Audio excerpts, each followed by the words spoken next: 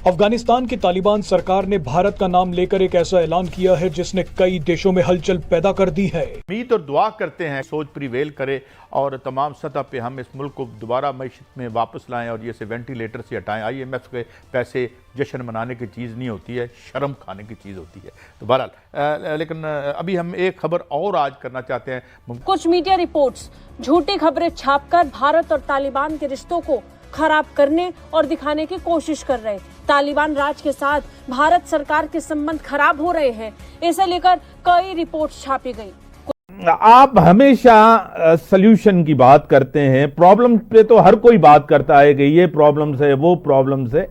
इस दहशतगर्दी जो पाकिस्तान में आपको पता है, KP के बलूचिस्तान के अंदर, क्या कहेंगे, इसका हल क्या है? लेकिन इन सब के बीच में अब तालिबान की तरफ से खुला जवाब आ गया, या फिर ये कहें कि झूठ बोलने वालों को तालिबान ने भारत के लिए जोरदार थप्पड़ मारा। अफगानिस्तान की तालिबान सरकार ने खुले तौर पर कहा है कि भारतीय राजनयिक हरीश कुमार को लेकर जो बातें मीडिया रिपोर्ट्स में कही जा रही हैं, वो सरासर झूठी है। भारतीय राजनयिक हरीश कुमार को निष्कासित करने की रिपोर्ट को अफगानिस्तान में तालिबान सरकार ने खारिज कर दिया। अफगान तालिबान के विदेश मंत्रालय के सूत्र के हवाले से टोलो न्यूज को बताया गया कि भारतीय राजनयिक को अफगानिस्तान से निष्कासित नहीं किया गया है। किसी भारतीय डिप्लोमेट को काबुल ने अवांछित भी घोषित नहीं किया है। दरअसल हाल ही में मीडिया में कुछ दिनों से कुछ खबरें छापी गई, जिसमें काबुल में भारतीय डिप्लोमेट पर कार्रवाई की बात कही गई। अच्छा जैसे जैसे पाकिस्तान और तालिबान हुकूमत के दरमियान अब तक कई मुलाकातें हुई हैं, तो अगर वाकई तालिबान हुकूमत को खदशात थे तो क्या उनको पाकिस्तान हुकूमत से बात नहीं करनी चाहिए थी? या फिर ये भी हो सकता है, आपको लगता है कि जो शरपसंद अनासिर हैं ये उनका काम और हो सकता है भारत इस मामले में मुलव्विस हो? और अगर हम उन्हीं की जुबान हम भी बोलना शुरू कर दें कि ऐसी की तैसी जी तुम्हारी हिम्मत कैसे पड़ी, तुमने ये क्यों किया, तो उसमें शरपसंद भी हो सकते हैं, उसमें कोई लोकलाइज्ड इफेक्ट भी हो सकता है, उसमें प्रॉपर अफगान तालिबान के फैक्शन भी हो सकते हैं जो सब के सब हमारे हामी नहीं है और ना ही सब के ऐसे दोस्तान है। वो एक होमोजीनियस बॉडी नहीं है, वो वी ऑल नो दैट। उस वज़ीर-ए-आज़म पाकिस्तान की जानिब से जो बयान सामने आया है, जिसे आज तमाम अखबारों ने रिपोर्ट भी किया है मिनोअन, उससे आपको पता चलता है कि जो मामला है दोनों ममालिक के माबैन यानी कि अफगानिस्तान और पाकिस्तान के दरमियान, ये किस हद तक हसास हो चुका है, किस हद तक कशीदा हो चुका है। वज़ीर-ए-आज़म पाकिस्तान शहबाज शरीफ की जानिब से ये कहा गया कि अफगानिस्तान को अब ये फैसला करना पड़ेगा कि वो किन के साथ है। वज़ीर ख़ारजा शाह महमूद कुरैशी साहब ने भी एक बात की, उनका कहना था कि जी ये जो मामला है ना, इस मामले को छालना पाकिस्तान के मुफाद में नहीं है और पाकिस्तान के मुफादात का तहफ़्फ़ुज़ लाजमी किया जाएगा। आप उनकी इस बात से एग्रीड हैं, मुत्तफ़िक़ हैं?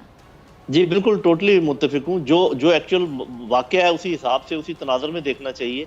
बाकी मांदा दिन होने हैं, ये बहुत मुश्किल गुजरने हैं, ना सिर्फ फील्ड मार्शल पर बल्कि पाकिस्तान पर और पाकिस्तान की आवाम पर। लेट अमेरिका का जरीदा, उन्होंने एक बॉम्बशेल स्टोरी जो है वो पाकिस्तान के बारे में की है।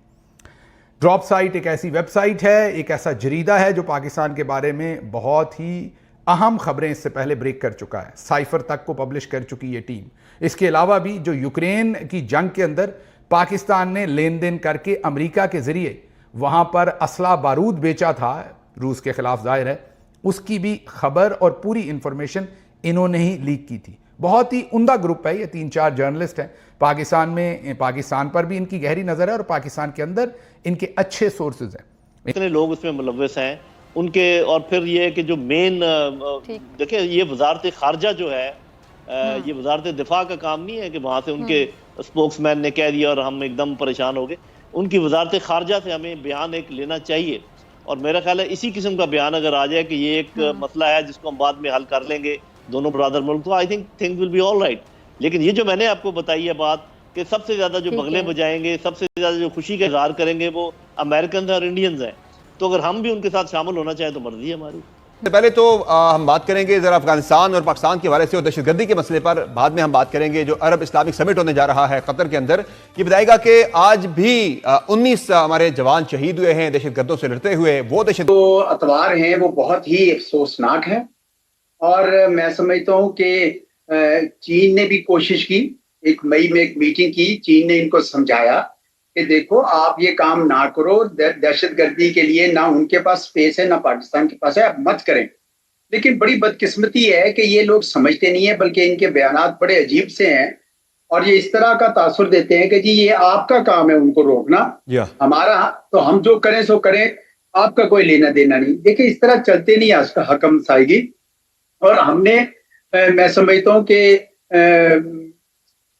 बहुत वक्त दे दिया है अफगानिस्तान को, लेकिन साथ ही साथ मैं इसका हामी रहा हूं कि इनके साथ चैनल्स बंद ना करें, जो हिंदुस्तान पाकिस्तान के साथ कर रहा है वो ना करें। चैनल्स इनके साथ खुले रखें, दबाव डालें, चीन का भी दबाव डालें, पूरी जो इनके बाकी जितने हमसाए हैं उनका भी दबाव डालें, क्योंकि ये सिर्फ और सिर्फ दबाव की जबान समझते। बड़ी बदकिस्मती है तो वो ये समझते हैं, गलत फहमी है उनको कि हम अगस्त 2021 में बंदूक के जोर पर आए थे काबुल। वो बंदूक के जोर पर नहीं आए थे, वो उस वक्त अमेरिकी जाना चाह रहे थे वहां से और इसलिए वो चले गए। आज भी वो वहां पे मौजूद होते तो ये जंग जारी होती। तो वो जाना चाह रहे थे, उसको उनके वापस भेजने में भी पाकिस्तान का बड़ा अमल दखल था। पाकिस्तान ने कहा कि नहीं आप सियासी हल ढूंढे, और जब ये सब कुछ हो गया तो अब आप ये समझते हैं कि उसी बंदूक के जोर पर हम पाकिस्तान को तंग कर रहे हैं। ये तो कोई बात नहीं है। बड़ी ही मैं कहता हूँ इखलाकी लिहाज से और किसी सूझबूझ के लिहाज से ये कोई अच्छी इनकी पॉलिसी नहीं है जी। नमस्कार दोस्तों, जय हिंद। दोस्तों देख रहे थे कि कुछ समय से अफगानिस्तान और भारत के रिश्तों को लेकर पाकिस्तान बुरी खबरें चला रहा था और इस तरह दिखा रहा था कि भारत और अफगानिस्तान के कई राजदूतों को फारिग कर दिया है और उसे निकाल दिया है अपने देश से। इस पर दोस्तों कई दिनों से देखने के बाद अब अफगानिस्तान की तरफ से एक तगड़ा जवाब आया है। उनका कहना है दोस्तों कि इस तरह के झूठी खबरें फैलाने से रिश्ते अच्छे नहीं होते, नहीं आपके साथ हमारे रिश्ते बेहतर हो जाएंगे। जैसी आपकी करनी होगी वैसी आपको सज़ा मिलेगी ही। हमारे रिश्ते भारत के साथ आज से नहीं है, बहुत पुराने हैं और इसे कोई बिगाड़ नहीं सकता। वही दोस्तों उन्होंने साफ तौर पर यह बात कहते हुए खारिज किया है कि इस तरह की कोई मामला नहीं है जिसमें हमने किसी भी भारतीय राजदूत को अपने देश से निकाला है।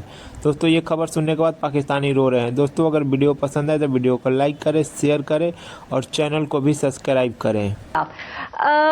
आपके इल्म में यह है कि खाना जंगी पैदा करने के लिए जो अवामिल रोल प्ले करते हैं उनमें से एक तो सियासी नफरतें हैं, फिर जो बुनियादी हुकूक हैं उनका ना होना है, फिर मुसल्लह ग्रुप्स की मौजूदगी है, फिर इदारों को मुतनाज़ा करना है। तो सर आप समझते हैं कि इसमें से अक्सर चीज़ें इस वक्त पाकिस्तान में मौजूद नहीं हैं? जी साहब के होते हैं। आई थिंक इट्स पहले तो आप जिस टॉपिक पे हम डिस्कशन कर रहे हैं आई थिंक ये इस वक्त पाकिस्तान के लिए सबसे अहम इशू है और अल्हम्दुलिल्लाह आप लोगों ने एटलीस्ट फोकस तो हम हमारा इस तरफ जा रहे हैं। देखिए पाकिस्तान को पारे समय समझने की जरूरत है कि इस वक्त पहले हम कंपैरिजन कर रहे थे कि शाम में और यहाँ पर कुछ चीजें हमारी और उधर इस तरह मिल रही हैं। जैसे देखिए वहां पे भी नॉन स्टेट एक्टर्स यूज किए जा रहे हैं बाय दी प्रॉक्सी वॉर वहां पे भी हो रही है। अब उसी तरह के नॉन स्टेट एक्टर्स पाकिस्तान में भी मौजूद हैं। वहां पे भी जो मेन स्पॉन्सर है वो कोई और मुल्क है। क्लाइंट की सूरत में उनको डिफरेंट वहां पे कुर्स भी उनको अवेलेबल है, उनको ये रेबल्स भी अवेलेबल है। नेशनल आर्मी टर्की के साथ कर रही है, कुर्स जो है यूनाइटेड स्टेट्स का रोल अदा कर